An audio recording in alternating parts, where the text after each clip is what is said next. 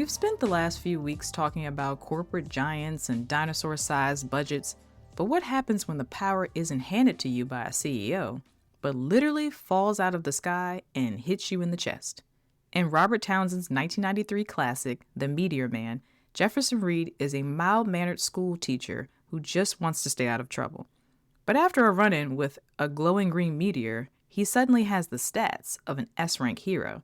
He can fly, he can heal, and he can absorb the contents of a book just by touching it. But here's the thing. Having the power to change things doesn't mean you have the authority to lead. Welcome back to Suit and Screen. I'm Lady Ray, your strategist in the screening room. Today, we're flying. Welcome back to Suit and Screen. I'm Lady Ray, your strategist in the screening room. Today, we're flying around with the Meteor Man. We're talking about grassroots leadership and why your superpowers are useless if the community doesn't trust the person using them. In the business world, we often see the hero executive, the person who comes in with a big title and a bigger ego thinking they can fix a broken department in a weekend. They have the powers, the budget and authority, but they don't have the buy-in. Jefferson Reed starts out terrified. He tries to hide his powers because he doesn't want the responsibility. But in leadership, silence is a choice. If you see the golden lords, the toxic elements of your industry, destroying the culture, and you do nothing, you're part of the problem. You can't just fly in and start barking orders. You have to understand the neighborhood first. So, are you trying to save your team from the top down, or are you building power from the ground up?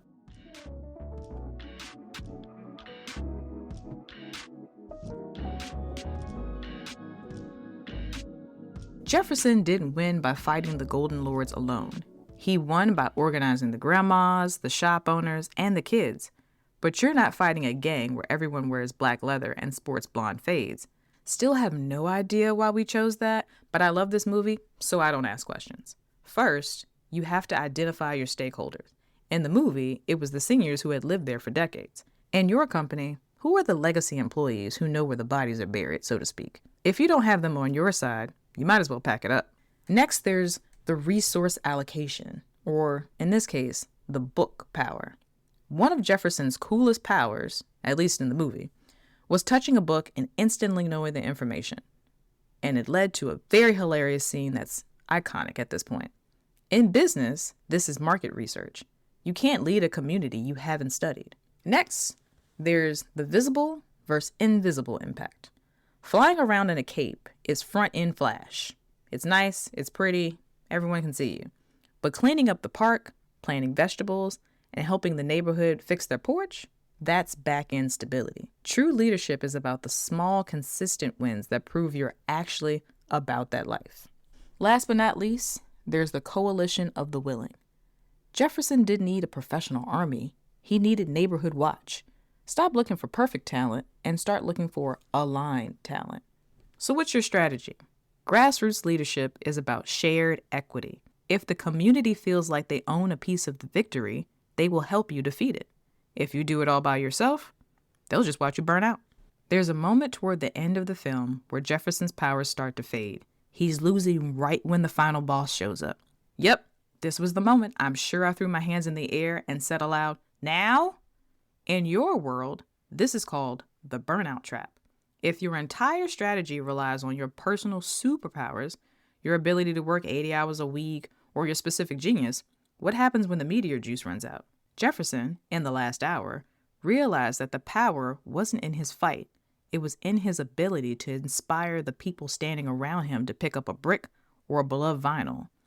Real power is transferable. If your team can't function when you're human, you haven't built a business. You've built a, say it with me, cult of personality. So what's our takeaway from Jefferson Reed and his neighborhood in D.C.? You don't need to fly to be an eye-catching hero. You just need to show up for the people you lead. Engage your stakeholders, share the credit, and build a system that outlasts your superpowers. Because at the end of the day, the suit only looks good if the neighborhood is thriving. I'm Lady Ray. This has been Suit and Screen. Next week, we're pivoting from community building to the dark side of devotion. Yes, we're going to be talking about Donald Glover's Swarm to talk about the parasocial brand.